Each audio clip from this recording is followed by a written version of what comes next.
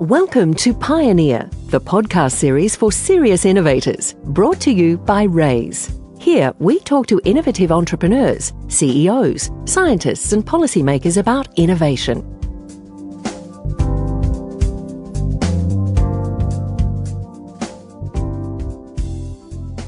Tim Mazzarol is a University of Western Australia Winthrop Professor specialising in entrepreneurship, innovation, small business management, marketing and strategy. He is also an affiliate faculty member of the Burgundy School of Business, Group ESC Dijon, Bourgogne, France, where he is also a member of the Scientific Advisory Council of their Centre in Business Research. It is my pleasure today to welcome Tim Mazzarol. Welcome, Tim. Thanks for joining us today. Really appreciate your taking the time out. That's very good. Thanks, Frank. Tim, can you tell the audience what your areas of specialty are and how you found yourself at this point? Well, I focus in my research and teaching and consulting on innovation, entrepreneurship, small business management, marketing and strategy. That's a fair bit, Tim. It is, but it all comes together because most of these things are strategic in nature. Right. So I've had a varying background. I was working for the Foreign Affairs Department, Trade Department, for about a decade before I came into academia. Right. And so you've seen a fair bit in that?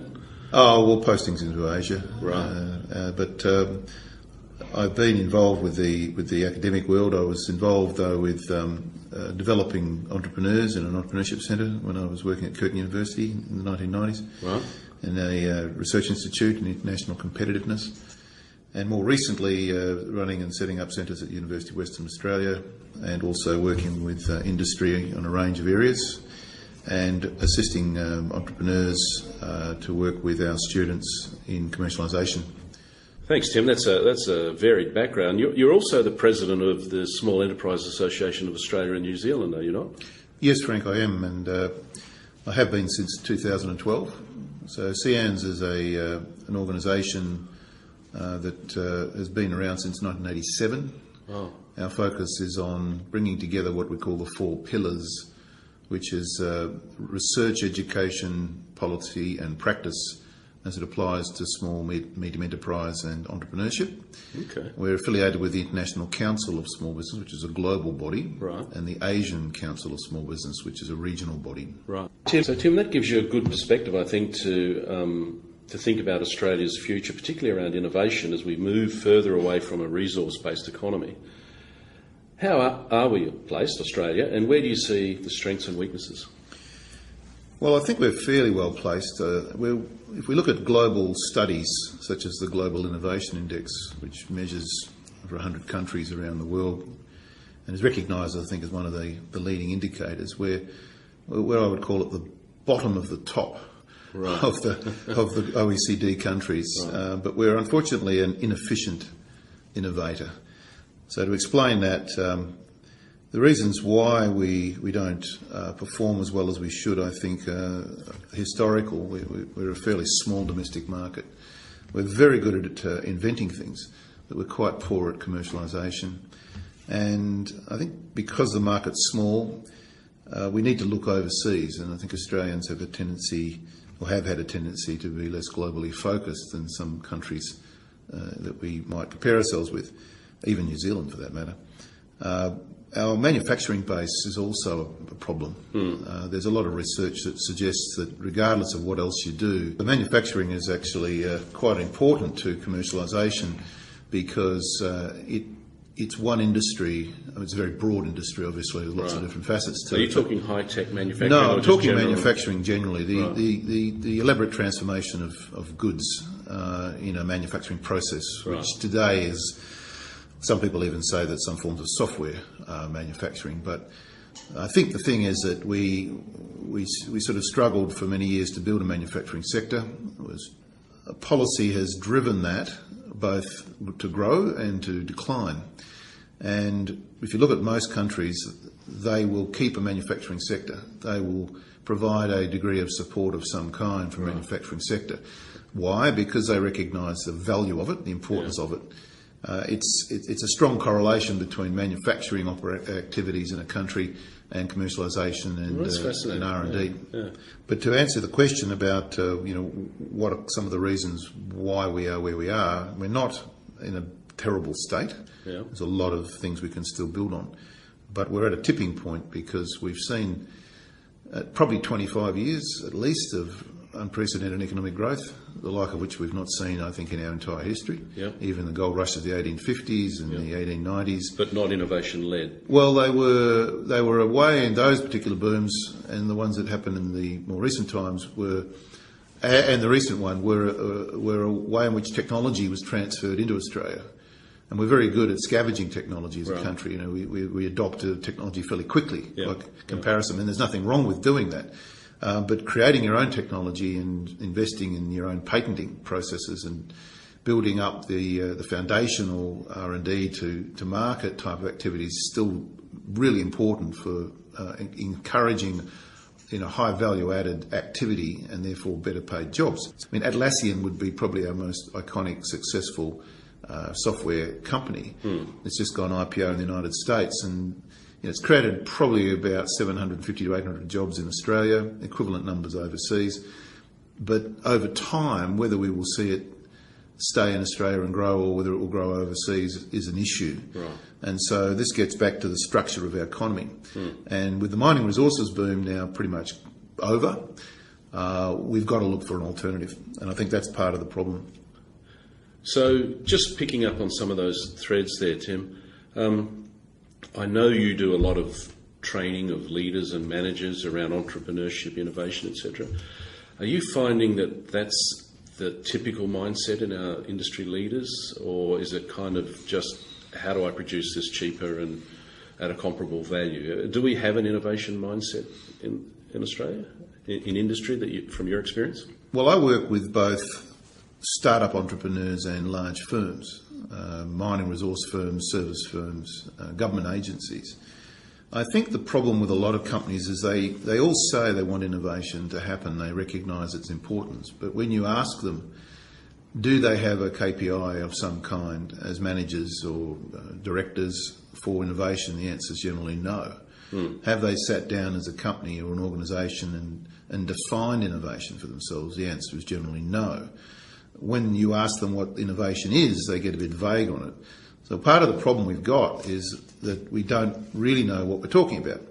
We think that innovation is a range of things, such as high-tech people in laboratories doing sightings, but mysterious things with science. Yeah, or lab coats. Or lab coats or whatever. Yeah. Or when they think of entrepreneurship, it's all about sort of the next Uber or Airbnb or something like that. And they're all examples of it of a sort. But in reality, we're like the blind men on the elephant, all grabbing onto bits of it. So the answer to your question is I don't think that majority of companies understand it. I think they recognise its value and importance, but they don't know how to go about doing it. Right. And I think that's a critical bit. And in my teaching, I try to get them to understand that innovation is something an organisation has to define for itself. Yep. It has to understand that it's not about just continuous improvement, but actually shifting the entire goalposts from where they are to some new direction. And to take risks and learn how to operate in an uncertainty, which is not what managers are generally trained to do, and it's unfortunately what politicians find incredibly difficult to come to terms with, and where the media has pretty much zero tolerance. Now, you can learn how to operate in uncertainty, and it's a bit like anything. When you first do it, it's very uncomfortable. But we have to learn how to manage in uncertainty, because that's what innovation requires. Real innovation is not doing the same olds, working with what Donald Rumsfeld called the known knowns or even the known unknowns, but challenging itself to explore the world of the unknown unknowns. Right. And that's where the sort of innovation process meets science. That's a key word I think I'm hearing through your discussion is process. Many people think innovation is a bright idea that I got in the shower, or it came off a research lab after years and years of testing. But what I hear you saying is business needs to put in an innovation process Yeah, absolutely. There's an old saying, I don't remember who said it, but I know I've heard it. It's not my suggestion, but it says, if you've got a problem, turn it into a process and it ceases to be a problem. Right. And the other part of that is there's usually about 80 or 90% of things being influenced by the 10 or 20%. I think we've got probably too much leadership or lack of visionary leadership. We've got people that have been trained, maybe because of their professional backgrounds, engineers or financial people, to manage a system in stasis, a system that is able to protect itself through the way it's learnt how to survive. But to be truly innovative requires you to take some risks. Yeah. And so we need a willingness for leaders of companies, and I think the media and governments, to be a little bit more willing to try and take risks. Yeah. And accept failure. Well, accept failure as long as it's not failure over and over. You know, if you're exploring new frontiers, you will invariably have some failures. If you keep repeating the same mistakes over and over. Is that Einstein's definition of a fool or whatever? To do the same thing over and over and expect different results? Exactly. Yeah. And once again, it's a good idea there that you've introduced, because one of Einstein's concerns was that people tend to try to solve new problems in uncertain environments using the same old processes that didn't work in the first place. Yeah. And that's where we have to stop people from going to their first immediate action. Thanks, Tim. That's fascinating. It sounds like there's lots to do still. What are some of the other weaknesses you can see in the Australian economy around innovation? Sure. Well, if you look at us and compare us with some of the leading countries, there's a lack of investment by business in research and development. Mm-hmm. I think once again that reflects the relative decline or shrinkage of the manufacturing sector. But compared with a lot of other OECD countries and others that are measured in this global innovation measures, we lag in that area. The other big area which has been recognised by the government is that we rank on the bottom of the OECD for university industry collaboration. Right. Is that, at your point, is we're losing the industry, so there's nothing to collaborate with? Well, indeed. I think there's two sides to anything here. So the universities themselves have sort of focused, because of the metrics by which they're measured, on publication in academic journals, and they do that well. The data, shows Australia, for the 39 to 40 universities we have in the country, punch above their weight. They're good quality institutions. We rank about fourth in the world for international student destination choice, up against the United States, Britain, etc. Yep. So we're quite good there, and the quality of the output in terms of scientific papers per capita is pretty high. Yeah. But the translation of that into commercialisation outcomes is quite poor, and the universities are not to blame entirely, but I think that their metrics tend to drive the academics towards non-commercial engagements. Just let me take you on a slight tangent to all of that, Tim. Your specialties, as we talked at the outset, or a couple were in the area of innovation and entrepreneurship. Yes. Do you see those the same people? In other words, the innovator is the entrepreneur? Because I think people think, well, if I thought of it, invented it, then I commercialise it. My experience is they're two completely different skill sets. The same person might have them, but often they don't. Oh, you're absolutely right. Some people have both strengths and some people don't. Both concepts are quite nebulous and need a fair bit of further research to fully define what they are. But there's a lot of people quite good at inventing things and not so good at taking them to market. There is therefore a need to build multi-functional teams that can work together. Right. Where you might have somebody who's, and we see lots of examples of this, where with the companies that we work with through the university, where there's somebody who's a scientist and a very good scientist, but they're not going to be able to commercialise it. And the smart ones recognise that, and when they take their technology out of the university, they don't try to dominate it. They basically allow professional managers to come along people who may not be able to do the deep science or engineering work, but can develop a market capacity, can manage a company. And it's like any of these businesses, whoever founds it is unlikely, except in a few rare cases, to manage it right through the way somebody like Steve Jobs did, from start-up through to multinational company. And even there, he didn't do it by himself. Thanks, Tim. So we've been looking at Australia's move to an innovation-led economy. Let's look at now the environment it needs, driven by government. If you were the PM for a day and had a willing Senate, what changes would you make to our innovation and entrepreneurship ecosystems? I think the first thing I'd do, Frank, is put fibre optic cable to every premise in Australia. Right, okay. I go back to the original plan. Yep. And I'm not taking a political position on this, I just think it makes sense. And I think it's strategically hugely important because it's akin to not building a proper broadband network, coast to coast and everywhere we can, is like refusing to build railway in the 19th century or proper road highway system. So you see it as basic? Oh, it's absolutely fundamental. The second thing I'd do, going back to this university industry nexus, is I would have a good look further than what the government's already done, which, to be fair to it, has done quite a bit already, to change the metrics.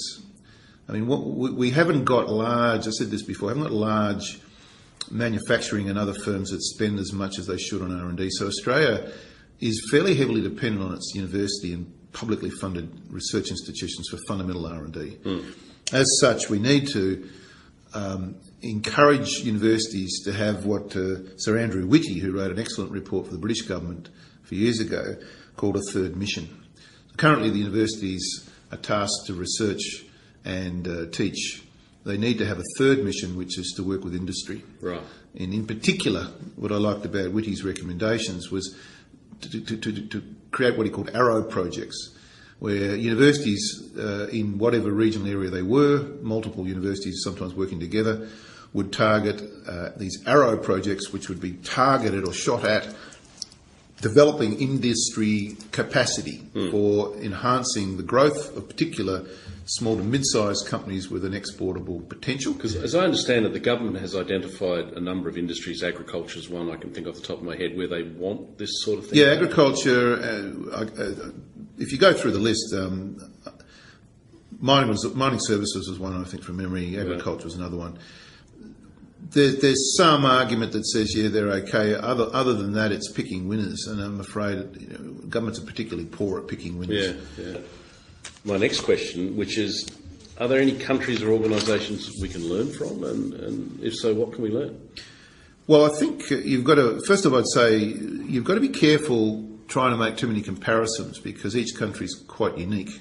It's got a whole range of factors, cultural as well as structural, etc. However, if we compare ourselves with some of the countries that are not, like the United States, quite large, but small and have similar sized populations. So the three I would highlight would be Denmark, Switzerland and South Korea. Okay. They're very different from many ways, but they're also relatively small and have a range of things. Now, in the case of these three countries, broadly speaking, they spend a lot more on investing in their education and technical training than we do. Yeah. And we're not talking Nobel scientists here, we're talking just well-educated population. Oh, all sorts of things. I mean, you take, for example, the submarine project. We're trying to get some of that being developed. I understand that part of the problem there is a lack of skilled workers that can do some of the technology. Some of it's not high-tech. So everything has a complexity to it. So you build up over decades the car industry in Victoria, in South Australia, with people with mechanical engineering and associated skills, not just in the car companies themselves, but all the supply chain. Now, if that all disappears, where do they go? They'll either retire or find alternative work. If you ever wanted to rebuild it, you've got to start from scratch. Atlassian had about nearly half its workforce on 457s, not because they wanted to employ overseas people, they weren't paying them any less. They just couldn't find software people able to write the code. And so that's one of the problems. So these other countries have continued to sort of invest in this. The other thing that they do is they have a lot of bigger companies like Switzerland, for example, has large pharmaceutical companies. It has Pilatus in aerospace, Nestle, which is across a range of different things. We haven't managed to groom multi-billion-dollar companies outside the resources sector and the finance banking sector. Yeah.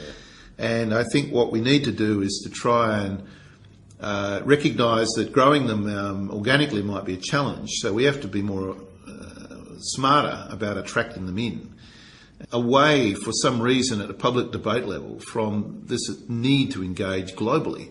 I remember back in the 80s there was a lot more, seemingly a lot more discussion about the need for Australia to globalise itself. You know, you go to, again, Switzerland, Denmark and South Korea, very few small to medium businesses there are not trying or already going overseas. Here, you talk to the vast majority of the SMEs, even those that have an overseas capacity, they've never thought about it. Yeah. You know, we went through this massive 20-year boom going on, and the study that I've seen that State Government WA did was that about half the SMEs, or half the firms, I should say, that were trying to, or that could have got a gig in the resources construction, particularly the LNG area, didn't get on board. Right. Some of it was because they weren't ready to engage. Now, that was a missed opportunity. There was a lot of federal and state support for it, but what was missing was the mindset. Well, with all of that, Tim, and it's been a fascinating conversation, what advice would you give a budding innovator who's contemplating leaving that nice, secure job, if they've got one, and jumping into this great unknown? Well, it's a good question. I think I'd start by saying to them, high tech doesn't mean innovation. You can do it from any base. Some of the most successful innovations have come off low to mid-sized tech, and they don't need, therefore you don't have to be a scientist or have a lot of laboratory equipment to do anything. You can do it in all sorts of ways. So across all sectors you can innovate, and it usually starts with a problem that needs to be solved. And then if you're seeing problems in your industry or that you feel need to be solved, work on it and start to sort of develop something that can become a commercial outcome. When you think you've got a good idea or a working prototype, go and get advice. Yep. You need to get advice from people that can help you. There's lots of people around. I mean, Wrays is a good example. Go and talk to people like yourself, but also federal and state governments have offices. And most people are willing to give it free. I mean, the first meetings usually, that's right. Yeah. Well, there's a range of different state and federal initiatives. Yeah. There's people at the universities that can be approached. I've had a lot of people come and see me and ask, you know. And generally what you want there is somebody to look at it and direct you to the next door. That's the most important thing. Go online. I mean, IP Australia's got a really good website with lots of information, and so has the federal government and so on and so forth. When you've got that background information, sit down and do a business model. Not a plan, but a business model. Now, they can get quite fancy, and there's all sorts of tools that you can use, but it starts with a sense of, what am I trying to do? Who cares? Yeah. What's the value that this thing can create that can be communicated to a customer or somebody? Yeah. And why would they continuously buy mine if they're not, you know, if they're already using something else? Yeah. You got to look at it that way. And that's an extremely difficult question to answer. It is, because a lot of people get carried away with their own idea and their technology, and then they fail to understand all of the issues of shifting the mindset. And it's very rare that you find something that's not already got competing things already happening or about to happen. Yep. So you've got to be sometimes very quick to get it into the market. You then have to realise that it's actually going to take a lot longer than you think. It may go quickly, but it may not. Yeah. And you need to make sure that not only have you done a review of the customer and the early adoptions, but ask yourself, what do I want to do? Take advice and be aware that the more ambitious you are, the more costly it's going to get. Yeah. Having said that, I wouldn't quit your day job in the first month. I would try to sort of do little experiments. You know, maybe get a book like Lean Startup by Eric Ries and have a read of that. It's very clear on how you could do this in a stepwise way. But experiment and go to people who you can either be referred to, create what we call a minimum viable product. Take that prototype and demonstrate it. You could spend too long and too much money pushing ideas that are going to go nowhere. We see people doing this. Yeah. So work through in a ruthless kind of way from the point of view of think about this as you're an investor in yourself. Yeah. And if you do get third-party money, they're going to treat you the same way. And so you say to yourself, let's go out there and test these assumptions, find out what people like, listen to what the market says, go back and redo it, and surround yourself with people that can help you. And when you're getting some money coming in, then you can start to actually build a company. But it's about, what do I want to do going forward, and what point do I exit, and be realistic about that. Okay. Well, thank you, Tim. It's been a really enjoyable chat. I appreciate your time and your insights, and hopefully we can catch up in a year or so and see Australia's economy is more innovative, but we'll have that chat down the track. Thank you, Frank. Thanks for your time. Pleasure.